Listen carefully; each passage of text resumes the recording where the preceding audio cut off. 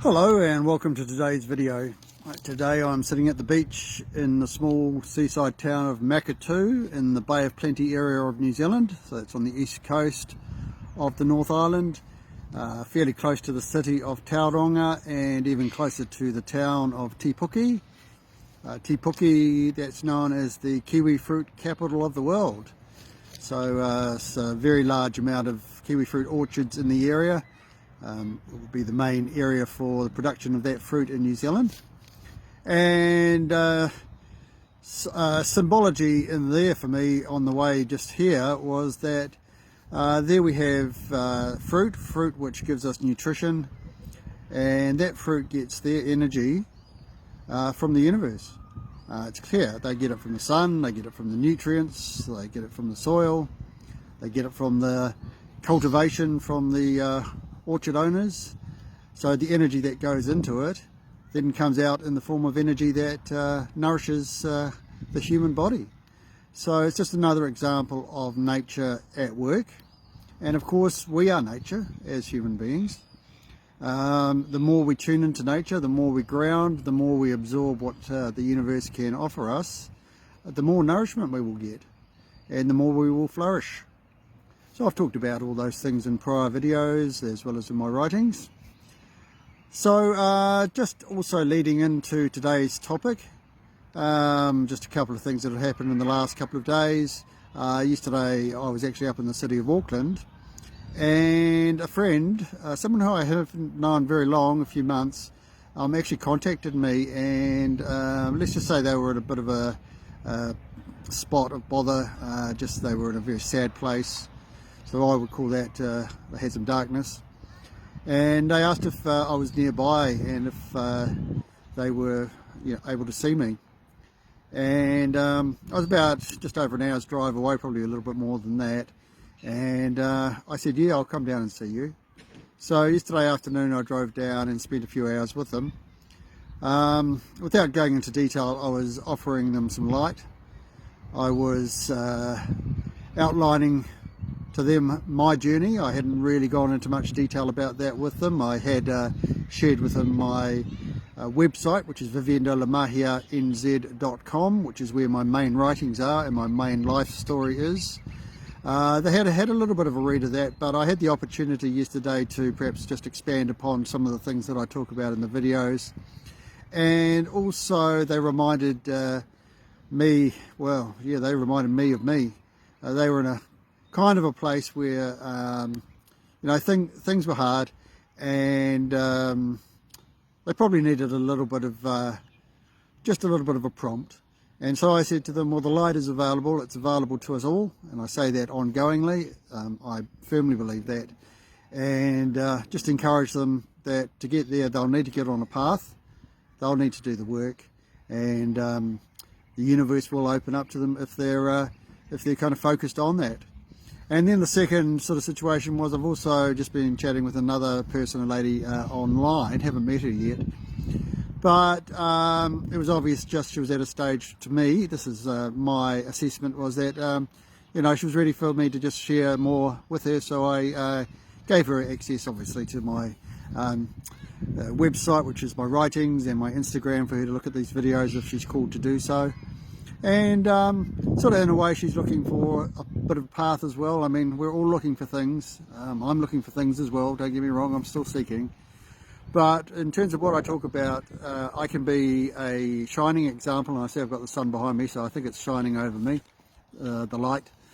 I can be a prime example of the fact that if we're in a position where we're not happy, and I wasn't happy, so going back approximately 10 years, to a very dark place, that it is possible to get to the light, because the light is available to all of us. It's just a matter of believing it and moving forward on that path that I talk about, finding your own path, finding your own paths, and the universe will give you messages. You just need to be open to receiving them.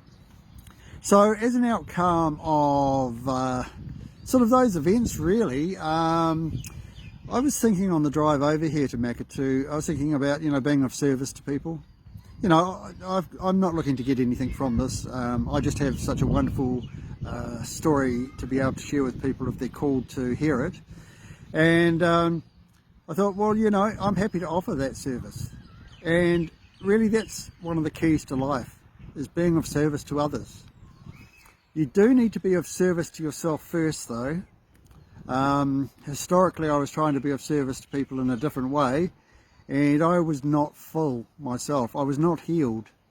I was emptying out my energy. I was using energy from around me, not from the universe. And I was emptying myself out, and no surprise that generally I wasn't really assisting people at all. I was just giving them things that they were taking. I was giving them my energy, they took it, and not much changed.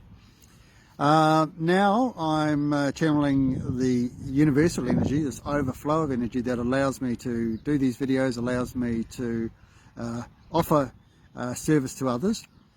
And when I get on to today's topic, which is karma, the cycle, service plays an integral part on that.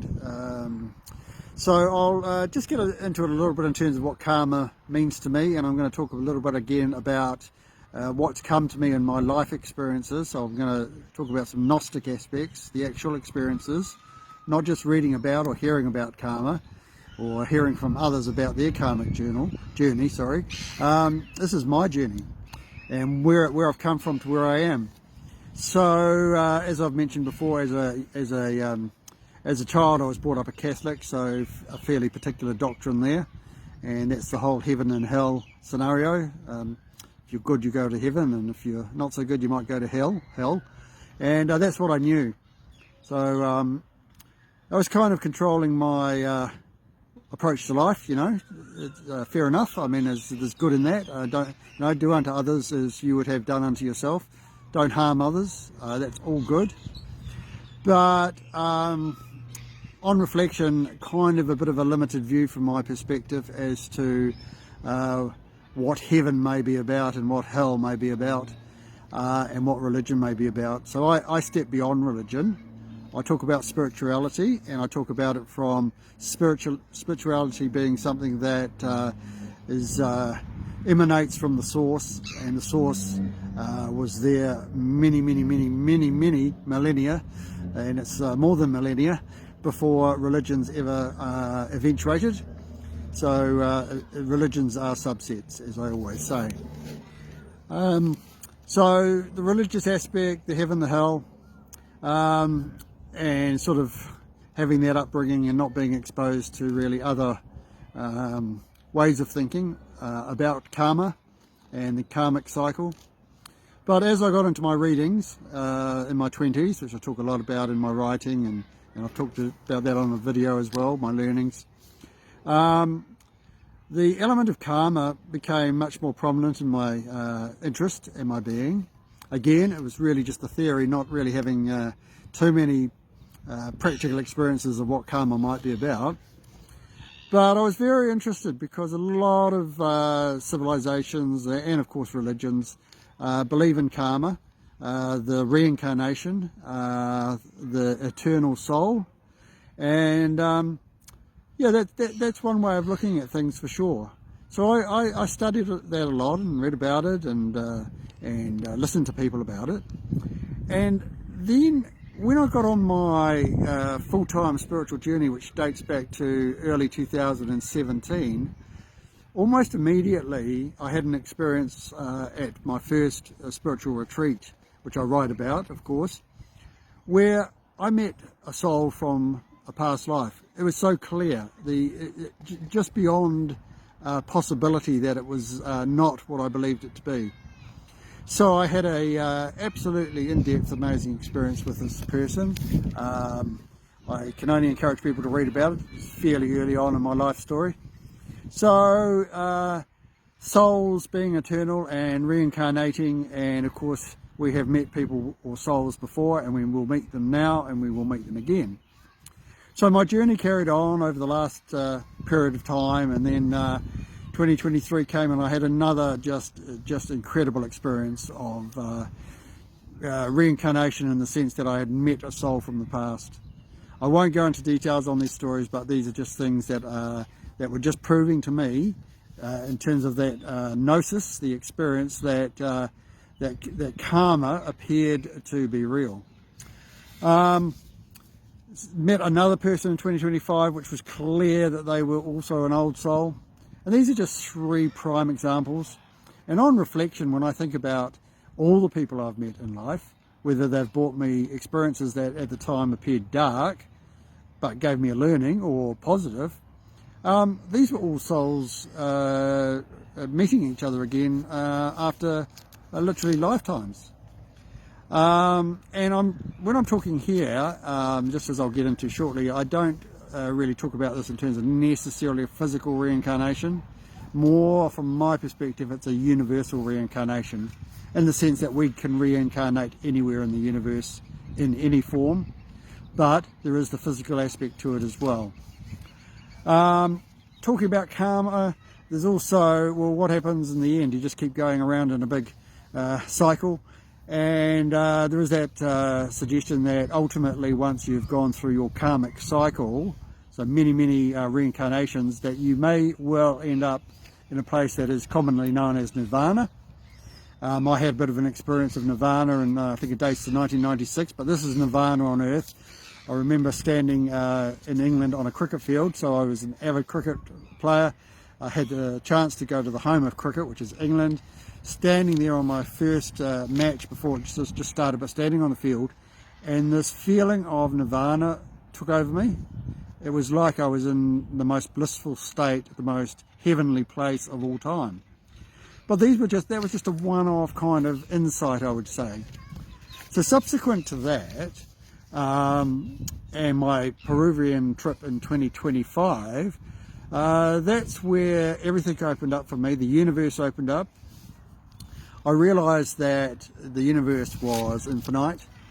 I realized that souls exist outside of the being, or there is the spiritual world for the soul to ascend to. And from my visions and from my learnings and what I saw, which I have written in quite intimate detail in both my main story, and then when I returned there in November 2025, a short story called Return to the Light, I saw some aspects of the reincarnation and the afterlife that made it clear to me that that reincarnation was there. So my biggest learning was in my Sapo experience, which was the strong psychedelic experience, which I've done a video on previously in my writings, where I saw first level heaven and I understood where we go when we die, the energy, where it goes to, and effectively what happens to it, the reincarnation aspect. It answered questions. So as an outcome of that, no fear. I fear nothing. I certainly don't fear death, not death in the physical plane. And it gave me clarity, and it inspired me, and I brought back energy from those experiences, just high level energy and light that I live constantly, perpetually. It's overflowing. And what that's allowed me to do is to live a beautiful, energetic, happy, joyful life.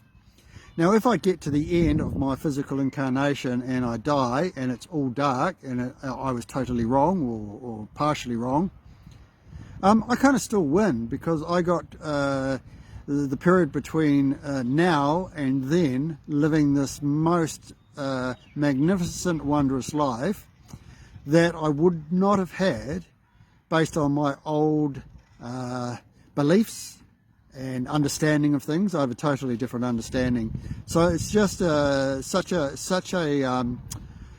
just fortunate way to have experienced things. So in terms of karma, yes, we need to be careful what we do, our actions. I always used to say Captain Karma is watching. And that means that if we do not evolve upwards, ascend upwards, move positively forward in our learnings on whatever journey we're on, so I'm currently on this physical incarnation journey, we're destined to either repeat or be held back on our ability to ascend to the highest of levels, which is actually the return to the spirit, return to the source, return to nirvana. So we need to be careful. We need to offer service to others, which is what I'm doing. So as I say, I do this very altruistically. I'm not doing it for any other reason. I am lucky that I'm fortunate that I'm in a position to do this, but it's part of my mission, which I've talked about, to bring light, to offer to people the insights that I've had. Whether a person chooses to take anything from it or not is up to them. I mean, I don't go out and preach on street corners. I just offer it to people, and if they're interested, I'll offer more, and I'll keep offering.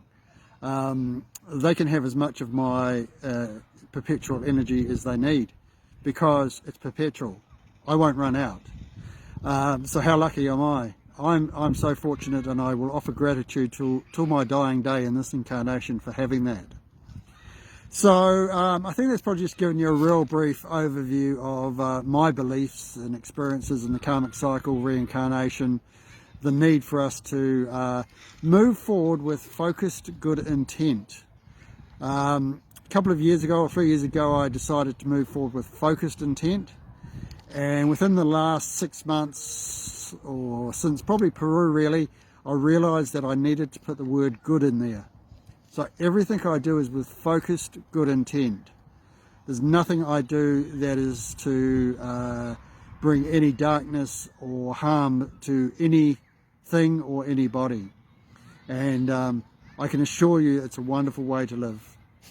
Right, I'll sum up the video there, and I will thank you for joining me as always. I hope you enjoy the rest of your day. I will make more videos on my journey. As always, I say to you to enjoy the journey. We will meet when we should. And namaste.